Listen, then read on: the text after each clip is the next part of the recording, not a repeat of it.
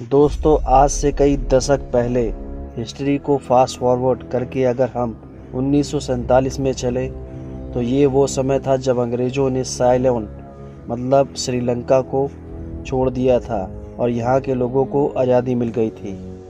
दोस्तों, इसलिए यह भी मुमकिन था भारत श्रीलंका को अपने साथ आने के लिए इनवाइट कर सकता था।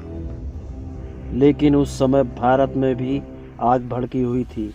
भारत और पाकिस्तान के बंटवारे के समय जिस तरह से हिंसा भड़की थी उसने पूरी दुनिया को हैरान कर दिया था और चिंता में डाल दिया था। उस समय भारत के राजनेताओं के आगे एक बड़ी चुनौती यह भी थी, ब्रिटिश ईस्ट इंडिया के अंडर जो रियासतें थी पहले उन्हें भारत का हिस्सा बनाने के लिए मनाया जाए। इस काम में मुश्किलें कम नहीं थी क्योंकि जूनागढ़, कश्मीर, हैदराबाद तीनों ने ही पहले ही भारत के साथ न जाने का फैसला किया था।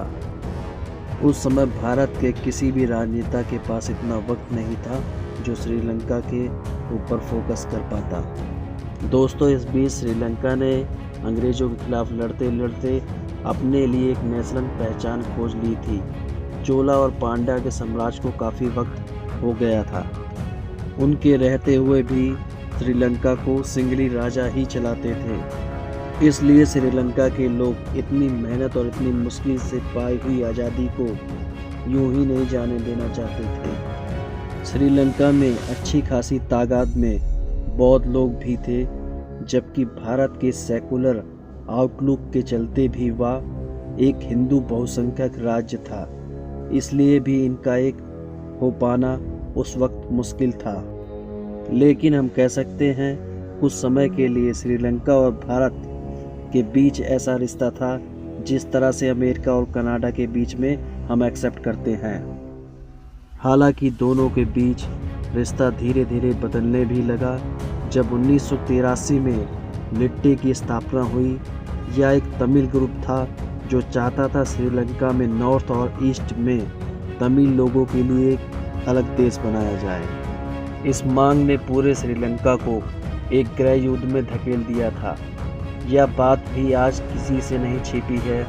उस वक्त भारत की RANW और तमिलनाडु की सरकार भी लिट्टे के सपोर्ट में थी और बार बार यह इल्ज़ाम लगाया जाता था कि भारत इन लोगों को पैसा और हथियार दे रहा है।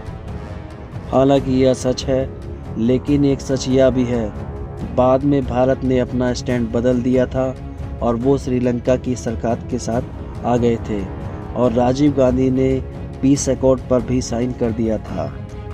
ये वजह थी लिट्टे ने इस धोखे का बदला लेने के लिए राजीव गांधी की हत्या करा दी और इस घटना के बाद लिट्टे को भारत में एक आतंकवादी संगठन साबित कर दिया गया। चलिए वीडियो को आगे शुरू करते हैं। यदि आप हमारे चैनल पर पहली बार आए हैं तो प्लीज़ चैनल को सब्सक्राइब करें और वीडियो को लाइक करें। भारत के शुरुआत में लिट्टे को सपोर्ट करने के कारण श्रीलंका के आने वाले राजनेता हमेशा भारत को एक शक की नज़र से देखते थे।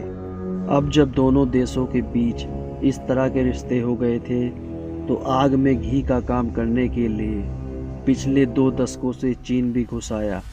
चीन और श्रीलंका के करीबी के बारे में आप रोज़ न्यूज़ पर सुनते ही हैं। किस तरह से चीन ने श्रीलंका का हम्बा टोटा पोर्ट हथियाया है। चाइना ने श्रीलंका का इस्तेमाल भारत में अपनी जासूसी सीट भेजने के लिए इस्तेमाल किया है। इससे भी दोनों देशों के बीच काफ़ी टेंशन पैदा हो गई है।